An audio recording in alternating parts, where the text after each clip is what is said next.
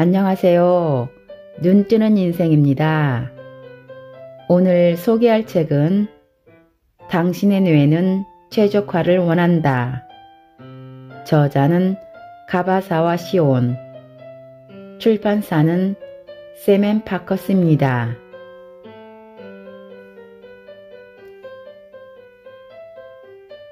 일찍 일어나는 자가 더 많은 세로토닌을 얻는다. 일찍 일어나면 일이 잘 된다는데 정말일까? 오전 중에 어떤 일을 얼마나 하느냐에 따라 하루가 확 달라진다는데 이것도 정말일까? 둘 다 의학적으로 맞는 말이다. 기상 후 두세 시간을 뇌의 골든타임이라고 부르는데 뇌가 가장 활발하게 움직이는 시간대이기 때문이다. 이 시간대에 무엇을 하느냐로 하루 동안 할 수 있는 업무의 양과 질이 결정된다. 뇌의 골든타임을 활용하는 경우와 그렇지 않는 경우를 비교하면 일의 효율성이 3배 정도가 차이 난다. 평범한 직장인이 뇌의 골든타임을 효과적으로 활용하고 싶다면 어떻게 해야 할까? 지금보다 2시간은 일찍 일어나야 한다. 출근 전에 자기만의 시간을 확보하고 그 시간에 책을 읽거나 공부를 하거나 글을 쓰거나 서류를 정리하는 것이다. 그러면 믿을 수 없을 정도로 일이 잘 돌아갈 것이다. 이 아침 2시간 동안은 보통 휴대전화도 울리지 않고 바깥도 조용하다. 잡념 없이 집중하기 좋은 환경이다. 자연스럽고 건강한 생활 습관을 익히면 늦잠을 극복할 수 있다. 그렇다면 어떻게 해야 할까? 이때 필요한 것이 바로 세로토닌이다. 세로토닌이 분비되면 오늘 하루도 잘 해보자 라는 의욕적인 마음이 든다. 몸에 활력이 솟고 기분이 쾌활해진다. 머리가 맑아져서 곧바로 일을 시작할 수 있는 상태가 된다. 세로토닌의 합성과 분비는 해가 뜨면 활발해지고 오후에서 밤이 됨에 따라 점점 줄어든다. 즉, 세로토닌은 수면과 각성을 통제하는 뇌의 내 물질이다. 해가 떠서 태양빛의 자극이 망막에서 봉선핵으로 전달되면 세로토닌이 합성되기 시작한다. 즉, 세로토닌으로 쾌적한 하루가 시작된다는 말이다. 반대로 세로토닌이 부족하면 우울해진다. 아무것도 하고 싶지 않다. 이불 밖으로 나가고 싶지 않다. 이대로 계속 자고 싶다고 느껴진다면 세로토닌 신경이 약해졌다는 증거다. 우울증 환자의 공통된 특징이 아침에 일어나기 힘들다는 것인데 그러면 더더욱 의욕이 나지 않고 기운도 없으며 무기력해진다. 세로토닌은 아침해를 받아야, 즉 커튼을 연 순간부터 합성되기 시작한다. 알람이 울려서 눈을 뜬 순간에는 세로토닌이 거의 제로에 가까울 정도로 적다. 알람 소리를 듣고 깨어났을 때 회사에 가기 싫다거나 더 자고 싶다고 생각하는 것은 당연하다. 세로토닌이 거의 없으니 말이다. 그런데 커튼을 열고 자면 아침 6시쯤 되면 밖이 환해지기 시작한다. 이렇게 세로토닌이 뇌에게 활동 개시 명령을 내리므로 상쾌한 기분으로 쉽게 일어날 수 있다. 오늘 하루도 열심히 해야지라는 의욕이 생긴다. 눈을 뜨고 나서 5분 정도 그대로 누워 있는다. 세로토닌 활성화를 위해 햇빛을 받기 위해서다. 눈을 뜨고 누워서 오늘은 무엇을 할까를 생각한다. 그리고 오늘이 멋진 하루가 되리라고 상상한다. 그러면 머리가 맑아지면서 그래, 오늘 또 열심히 하자라는 의욕이 생기며 상쾌하게 기상할 수 있다.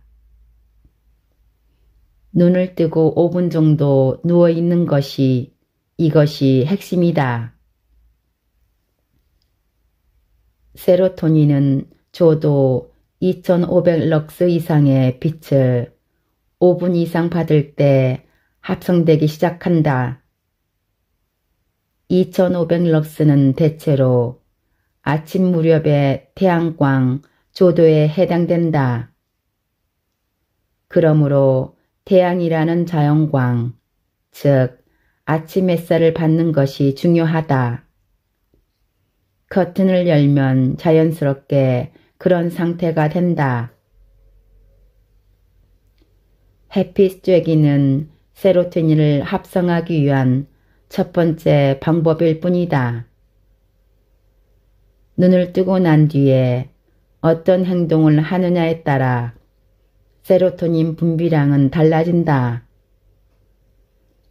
세로토닌 분비가 활성화되면 의욕이 샘솟고 움직임이 활발해진다.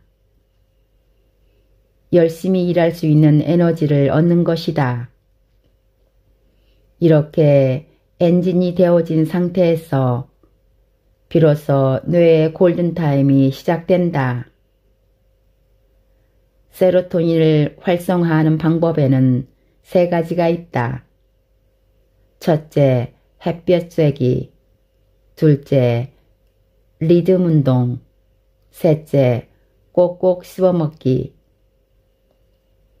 두 번째 방법인 리듬 운동은 하나 둘 하나 둘 하는 소리에 맞춰 하는 리듬감 있는 운동을 말한다. 예를 들면 워킹, 조깅, 계단 오르기, 스쿼트, 목 돌리기, 수영, 골프 스윙 연습, 심호흡 등이다. 특히 추천하고 싶은 것이 아침에 하는 워킹이다. 아침에 일어나면 15분에서 30분 정도 약간 빠른 걸음으로 바깥을 산책하자. 이렇게 하면 해도 햇볕 쬐기 리듬 운동이 되니 일석이조다. 세 번째 방법인 꼭꼭 씹어먹기는 밥을 꼭꼭 씹어먹는 것을 말한다. 씹어먹기는 턱 근육이 리듬감 있게 수축과 이완을 반복하는 운동으로 이것도 일종의 리듬 운동이라 할 수 있다.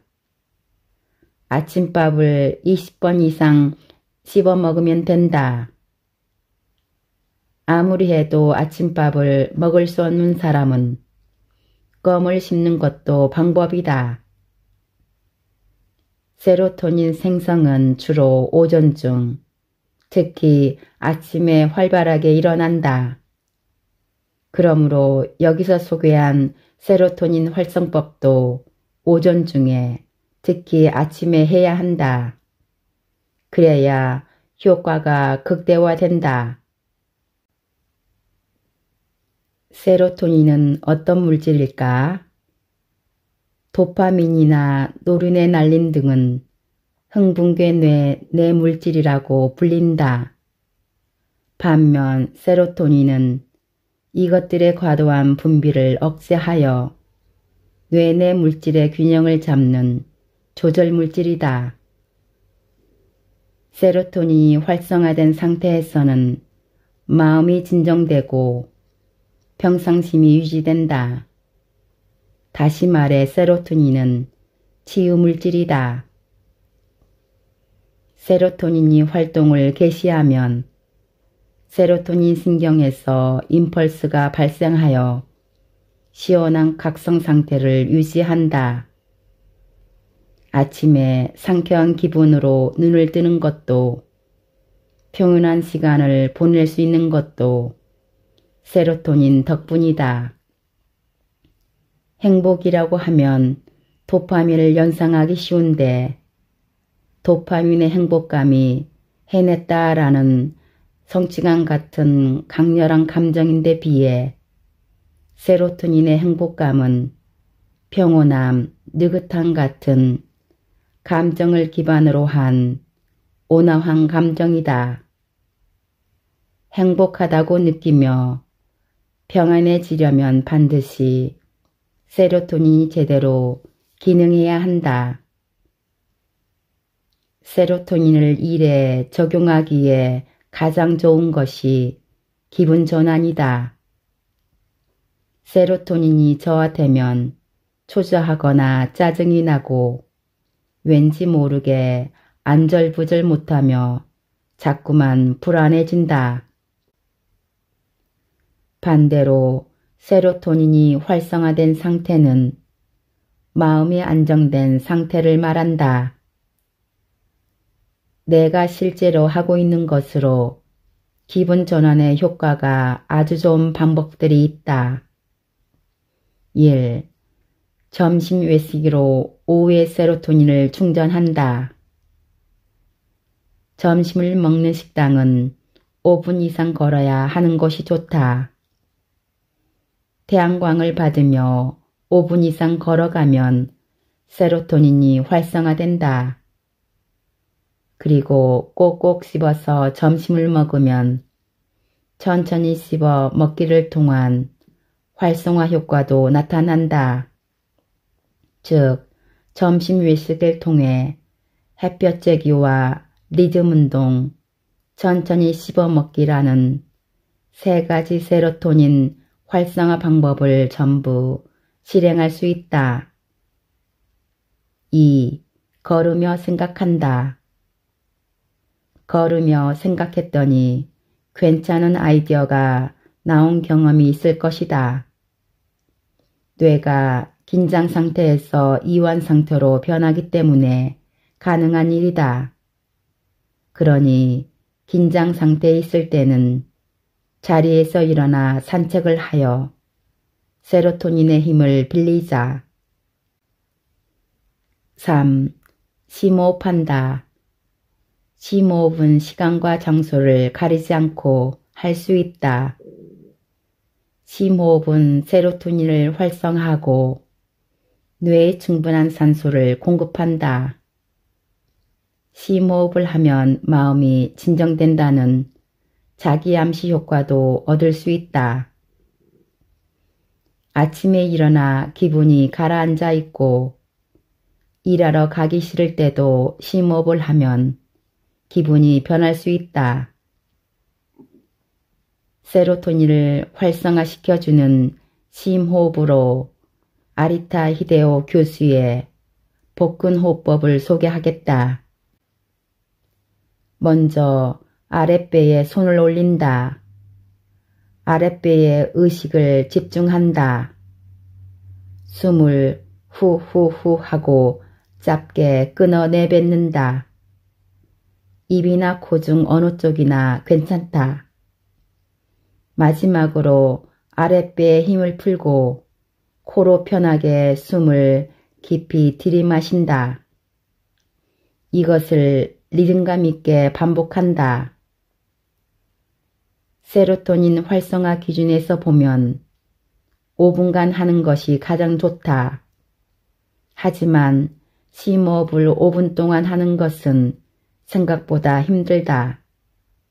내 경험으로는 1, 2분만 해도 충분히 기분 전환 효과를 느낄 수 있다.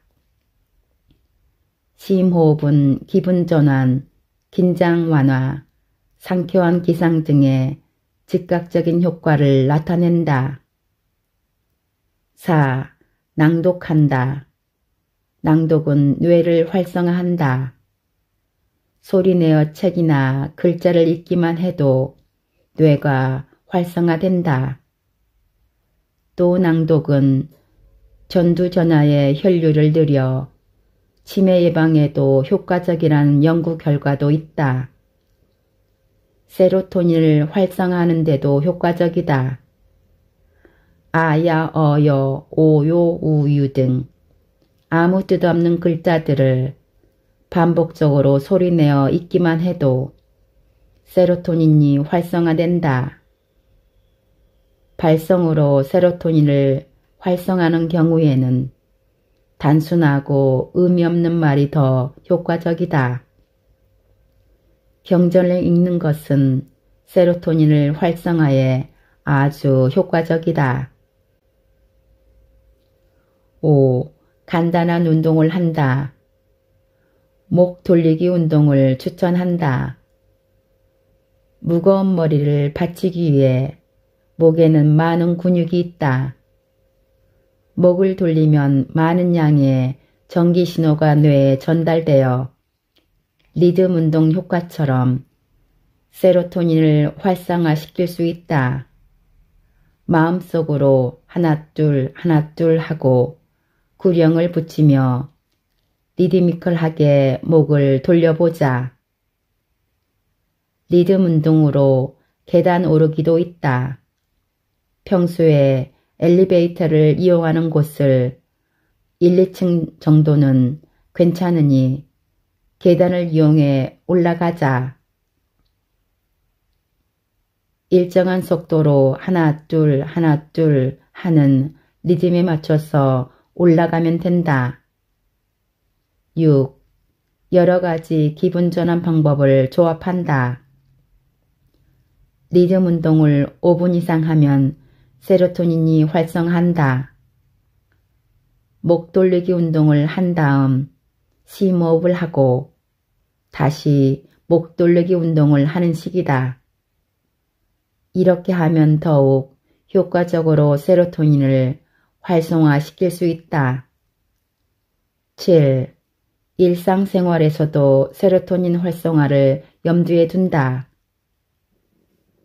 단순히 일회성 세로토닌 활성화가 아니라 생활습관으로 만들면 세로토닌 신경이 강화된다.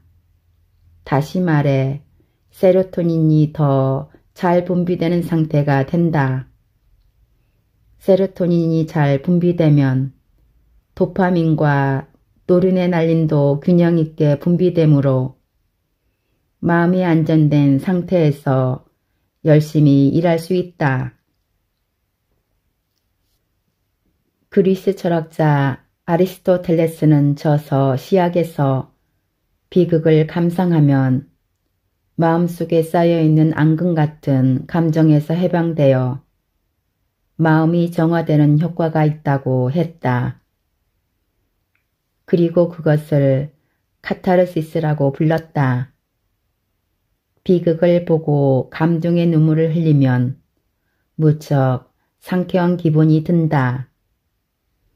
영화나 드라마를 보다 경험해 본 적이 있을 것이다.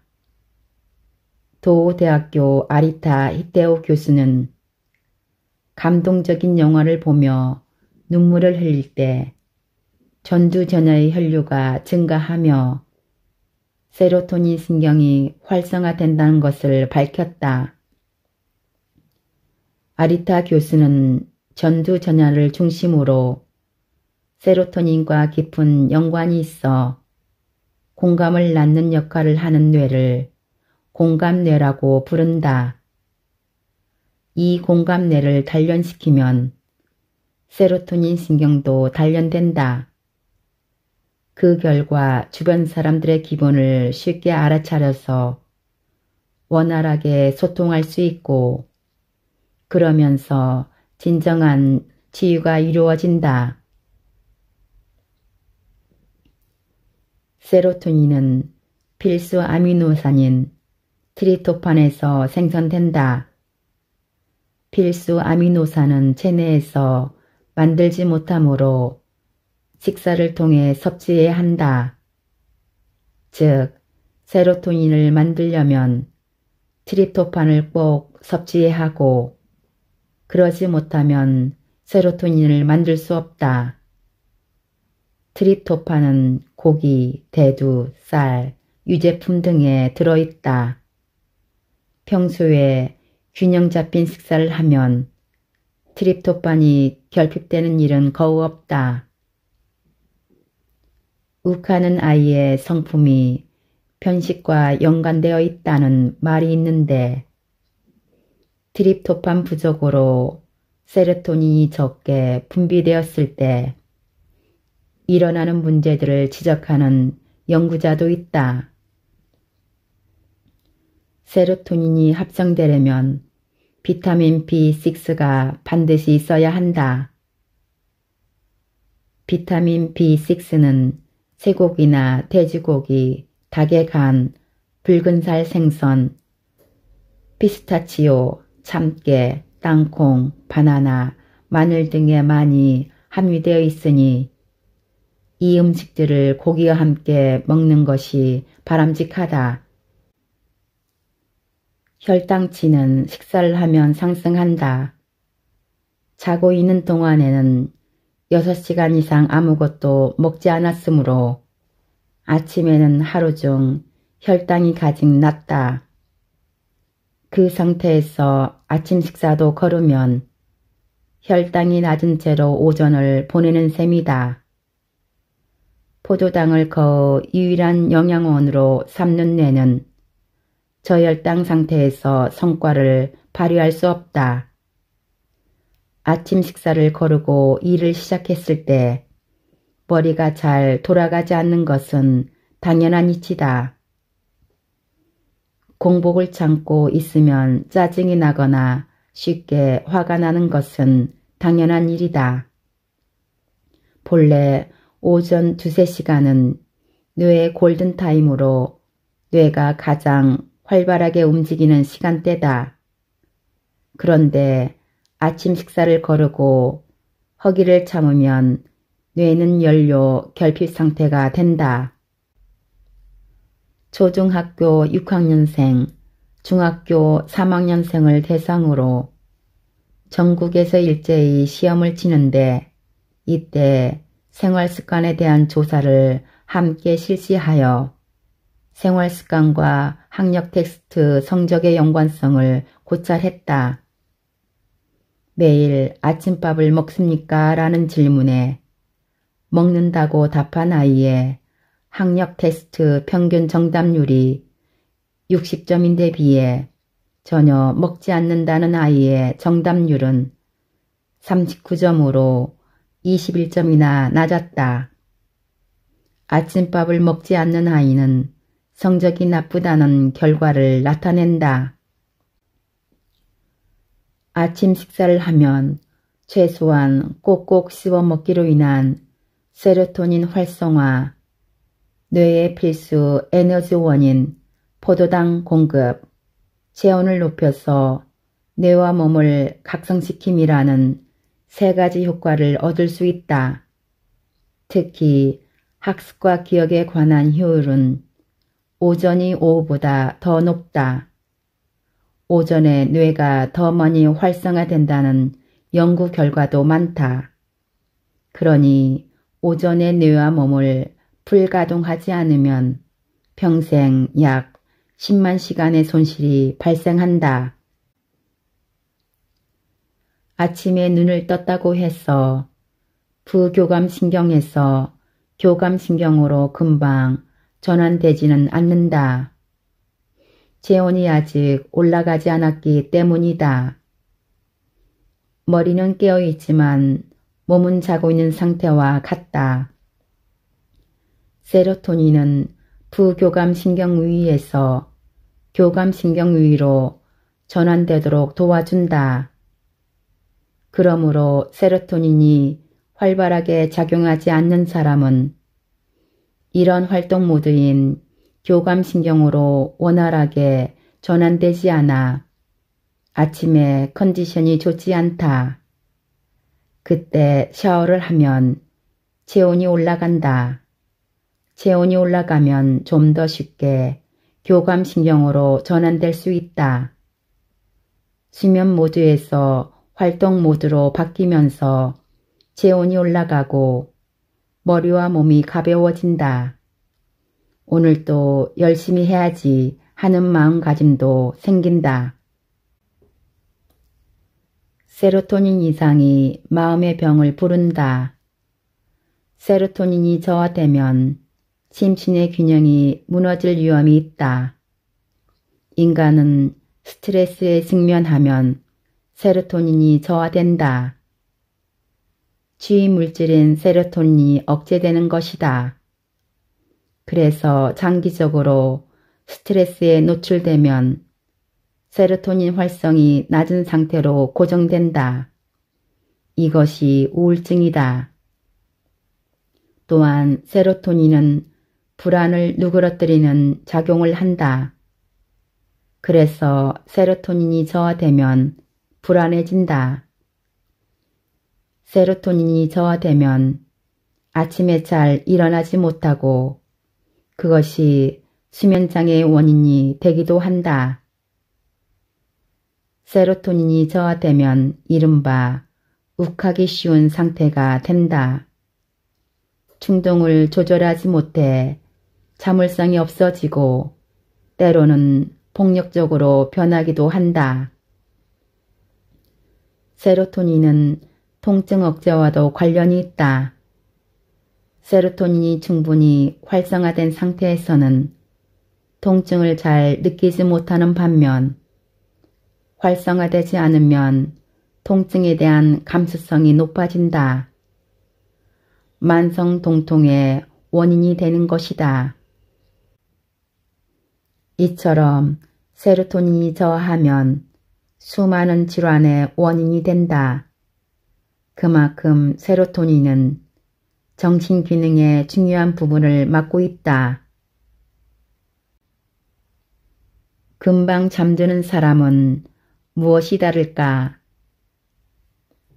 한 연구에 따르면 성적이 상위 10%인 우수한 학생의 수면 시간을 7시간 이하로 줄였더니 하위 9%까지 떨어졌다고 한다.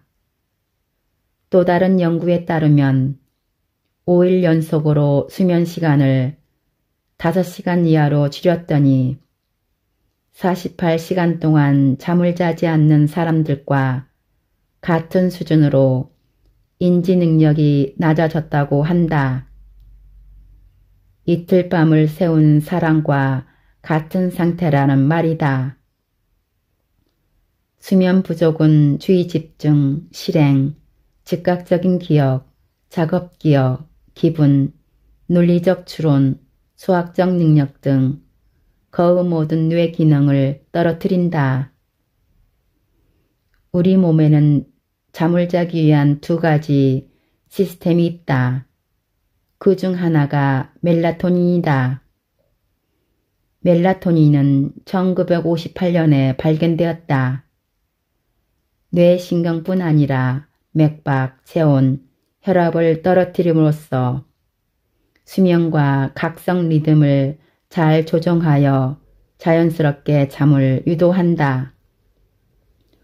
온몸의 장기를 휴식 모드로 전환하는 것이다. 이런 점에서 멜라토닌은 수면 물질 또는 수면 유도 호르몬이라고 불린다. 쾌적하게 눈을 뜨는 것은 세로토닌 분비에 영향을 받는다. 반면 멜라토닌은 잠이 드는 것에 영향을 끼친다. 멜라토닌의 수면에 대한 효과를 정리해보자. 수면 잠복기 단축, 금방 잠들게 한다. 수면 효율 연장, 누워있는 시간에 대한 수면 시간의 비율을 연장한다.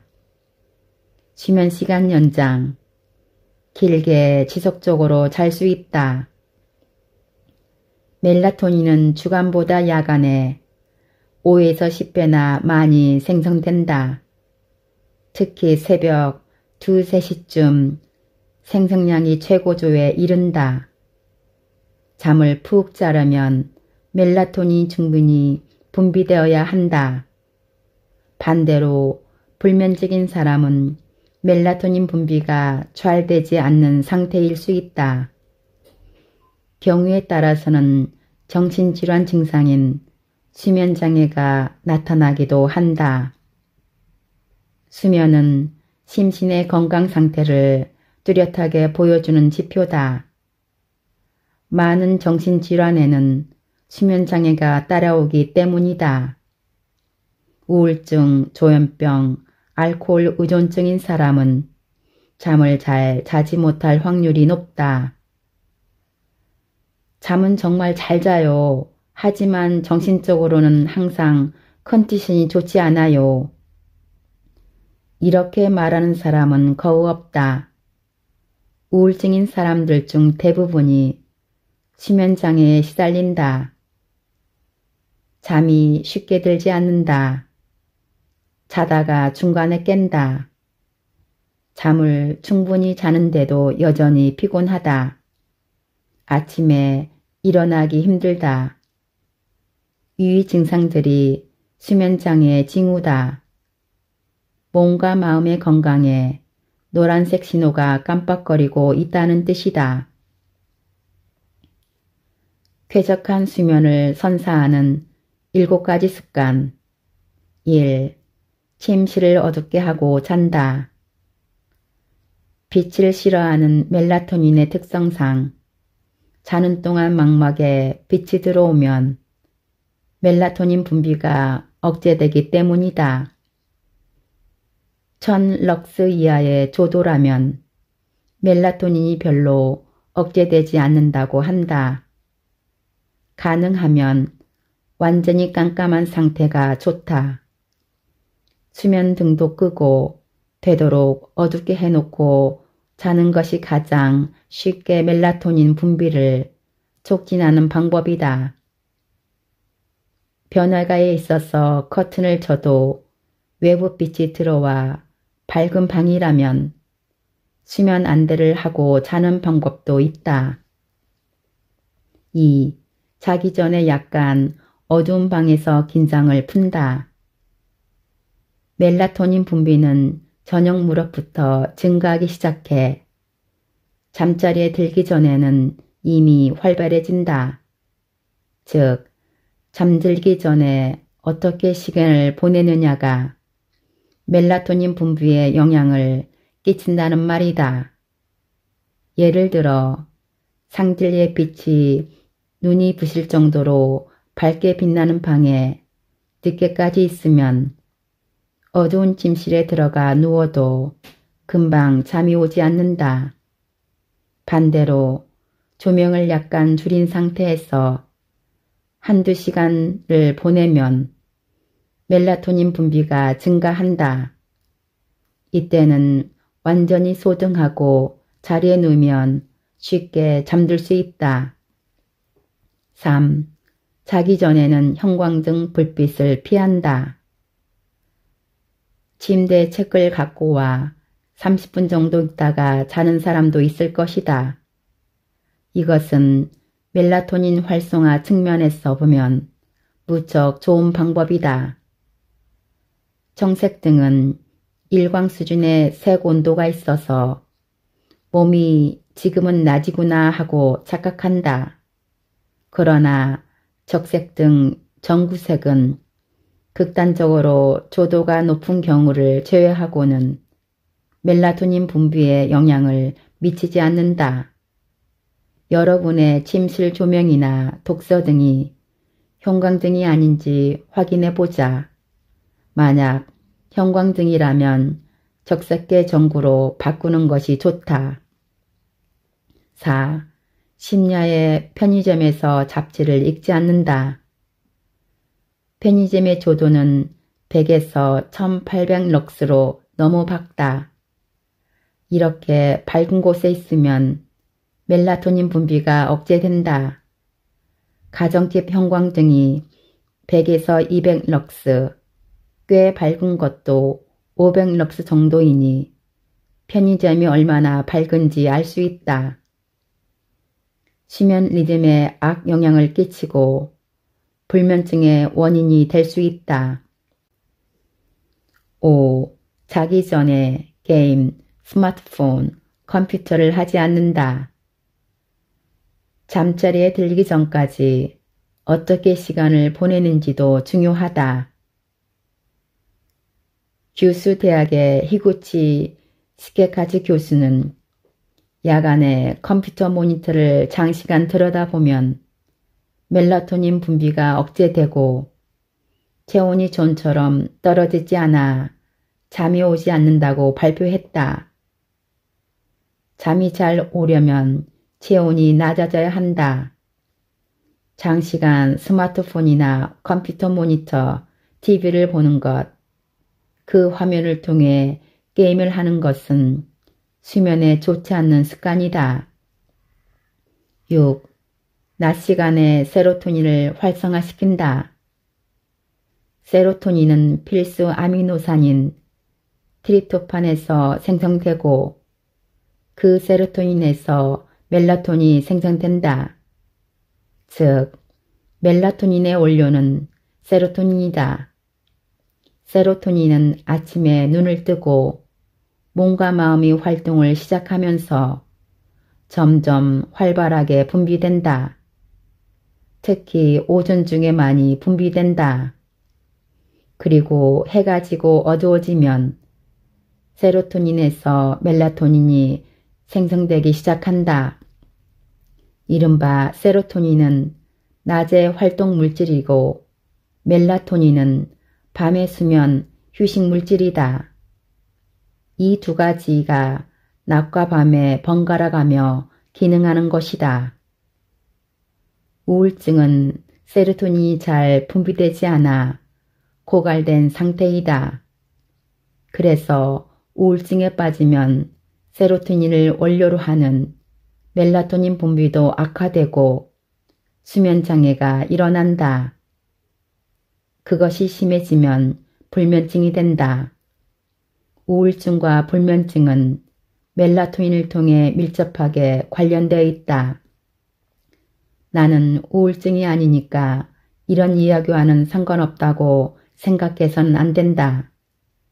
우울증이 아닌 건강한 사람도 필요에 지쳐 세로토닌 활성이 저하될 수 있기 때문이다.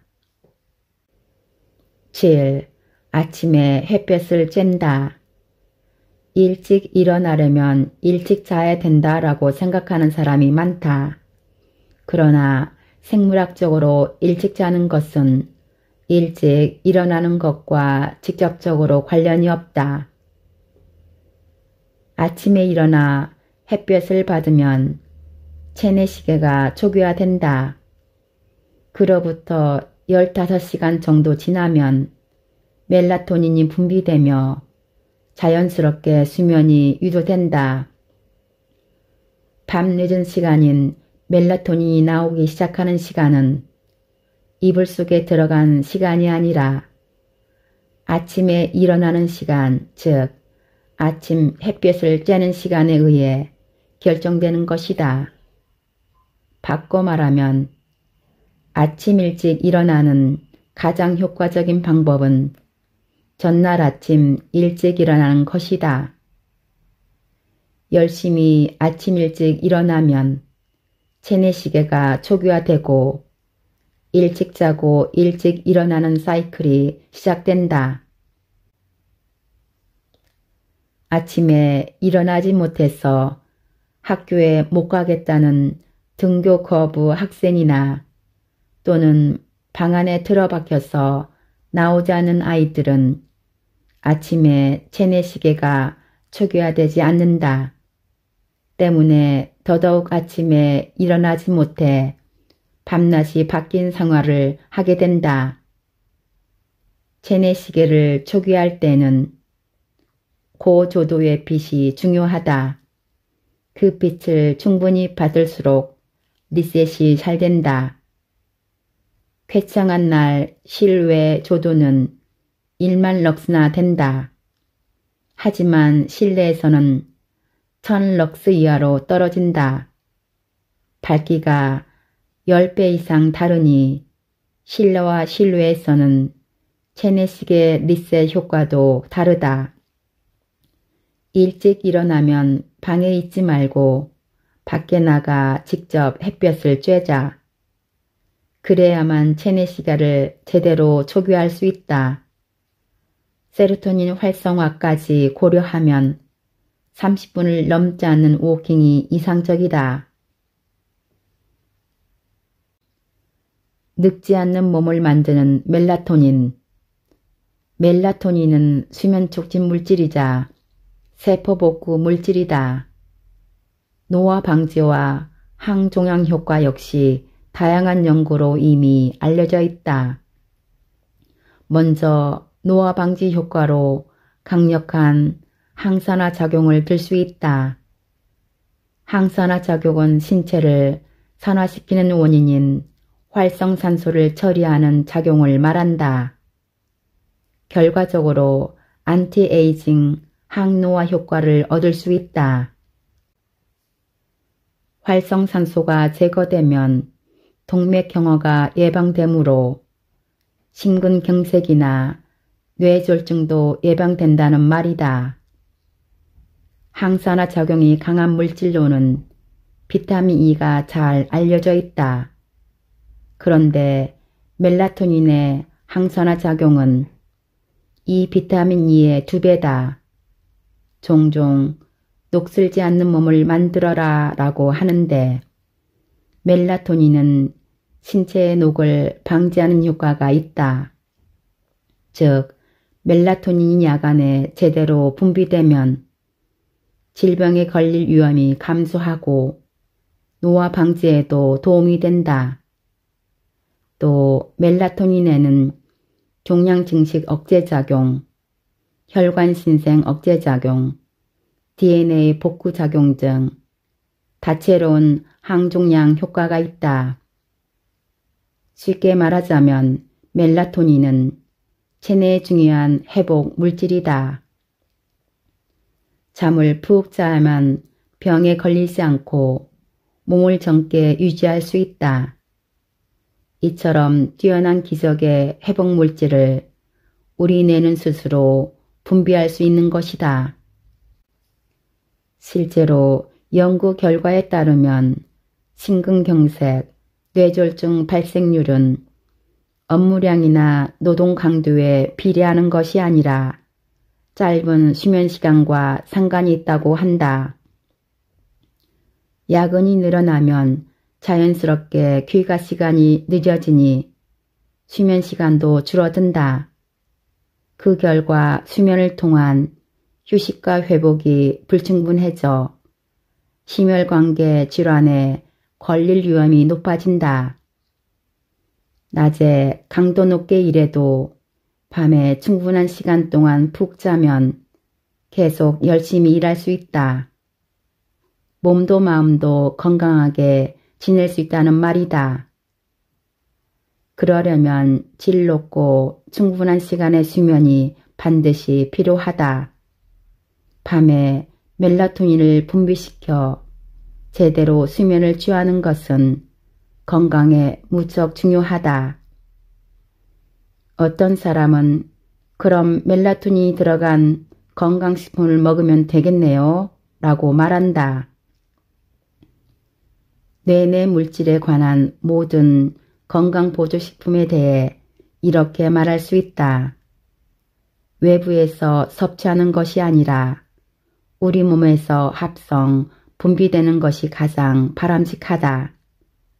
건강보조식품으로 섭취하기보다는 멜라토닌이 잘 나오는 생활과 활동을 하는 것이 훨씬 중요하다. 이렇게 말하면 그럼 몇 시간을 자면 되나요? 라고 묻는 사람이 많다. 일본인의 평균 수면 시간은 평일 7시간 26분, 토요일 7시간 41분, 일요일 8시간 13분이라는 조사 결과가 나왔다. 수면 시간과 수명의 관계를 연구한 결과도 있는데 7시간 이상 8시간 미만인 경우에 평균 여명이 가장 긴 것으로 조사되었다. 즉, 수면 시간은 너무 짧아도 너무 길어도 수면 장애에 좋지 않다. 건강한 수면 시간은 7시간에서 8시간 정도라고 생각할 수 있다. 그런데 수면은 개인차가 있으므로 모두에게 해당하는 바람직한 수면 시간이 있는 것은 아니다. 중요한 것은 아침에 일어났을 때 아, 잘 잤다 하고 느끼는 것이다. 그런 느낌은 수면의 질과 양이 적절하다는 증거다. 이 잘 잤다는 느낌을 숙면감이라고 하는데 숙면은 시간의 길이가 아니라 숙면감 여부가 더 중요하다.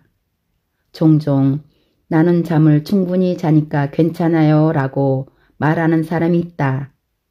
그런데 여기서 잠을 충분히 잔다는 것은 대부분 수면 시간을 충분히 확보하고 있다는 뜻으로 쓰인다. 그래서 아침에 일어나기 힘들거나 자고 일어나도 여전히 피곤한데도 수면 시간이 길었다고 충분히 잤다고 착각하는 것이다. 이렇게 말하면 그럼 몇 시간을 자면 되나요? 라고 묻는 사람이 많다. 일본인의 평균 수면 시간은 평일 7시간 26분, 토요일 7시간 41분, 일요일 8시간 13분이라는 조사 결과가 나왔다. 수면 시간과 수명의 관계를 연구한 결과도 있는데 7시간 이상 8시간 미만인 경우에 평균 여명이 가장 긴 것으로 조사되었다. 즉, 수면 시간은 너무 짧아도 너무 길어도 수명 연장에 좋지 않다. 건강한 수면 시간은 7에서 8시간 정도라고 생각할 수 있다. 그런데 수면은 개인차가 있으므로 모두에게 해당하는 바람직한 수면 시간이 있는 것은 아니다. 중요한 것은 아침에 일어났을 때 아, 잘 잤다 하고 느끼는 것이다. 그런 느낌은 수면의 질과 양이 적절하다는 증거다. 이 잘 잤다는 느낌을 숙면감이라고 하는데 수면은 시간의 길이가 아니라 숙면감 여부가 더 중요하다. 종종 나는 잠을 충분히 자니까 괜찮아요 라고 말하는 사람이 있다. 그러나 여기서 잠을 충분히 잔다는 것은 대부분 수면 시간을 충분히 확보하고 있다는 뜻으로 쓰인다. 그래서 아침에 일어나기 힘들거나 자고 일어나도 여전히 피곤한데도 수면 시간이 길었다면 충분히 잤다고 착각하는 것이다. 지금까지 당신의 뇌는 최적화를 원한다에서 세로토닌과 멜라토닌 부분을 요약 발췌하여 읽어드렸습니다. 눈뜨는 인생의 리뷰 한마디는 아래 댓글에 있습니다.